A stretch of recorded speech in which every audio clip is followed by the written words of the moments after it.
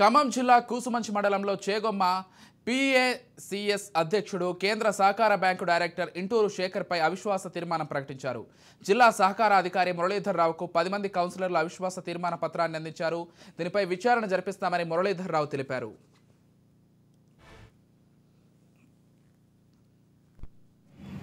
PACS అధ్యక్షుడి మీద అవిశ్వాస తీర్మానం ప్రతిపాదిస్తూ దానికి సంబంధించినటువంటి నోటీసు రిజిస్ట్రార్గా నాకు అందజేయడం జరిగింది.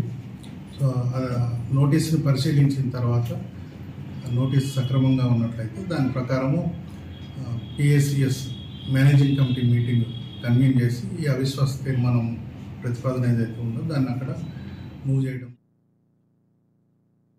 అధ్యక్షుని మీద పిఏసిఎస్ అధ్యక్షుడి మీద అవిశ్వాస తీర్మానం ప్రతిపాదిస్తూ దానికి సంబంధించినటువంటి నోటీసు రిజిస్ట్రార్గా నాకు అందజేయడం జరిగింది. సో నోటీసుని పరిశీలించిన తర్వాత నోటీసు సక్రమంగా ఉన్నట్లయితే దాని ప్రకారము పిఏసిఎస్ మేనేజింగ్ కమిటీ